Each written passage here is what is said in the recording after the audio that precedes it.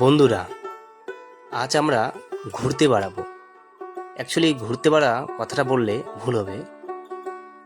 অফিসের কাজে বেরোবো একটু শিলিগুড়ির দিকে। শিলিগুড়ি কিছু কাজ আছে অফিসের কাজে বিশেষ।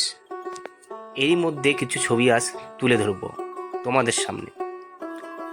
বন্ধুরা, দেখতেই পাচ্ছ শিলিগুড়ির রাস্তাগুলো খুবই আজকের দিনে পরিবর্তন হয়েছে।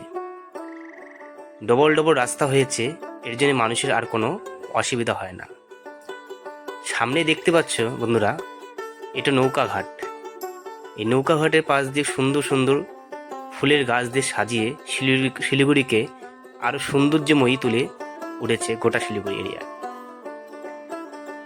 বর্তমানে শিলিগুড়ির যেদিকে তাকাই না কেন সব পাশেই ফুলের গাছ এবং বিল্ডিং, রাস্তাঘাট খুবই সৌন্দর্য করে তুলেছে। বর্তমানে বিভিন্ন জায়গায় ব্রিজও রয়েছে। ব্রিজগুলো দিয়ে গেলে মনে হচ্ছে যে আমি অন্য একটা দেশে চলে এসেছি। বর্তমানে শিলিগুড়ি এত সুন্দর তুলেছে তা নিয়ে আর কোনো সন্দেহ নেই। এই যে আমি আজ যাচ্ছি শিলিগুড়ির দিকে।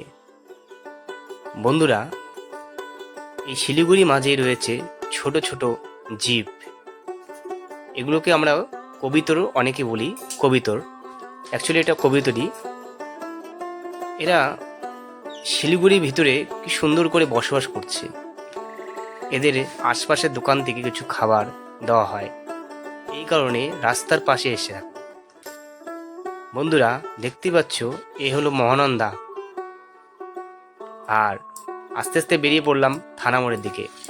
থানা মোড়ে মানুষজন এখন খুব কম দেখা যায়, যদিও এটা ব্যস্ত শহরের মতো হয়ে উঠেছে। তবে আজকাল লোকের খুবই অভাব অনটনে রাস্তায় কমই দেখা যায় বলা চলে।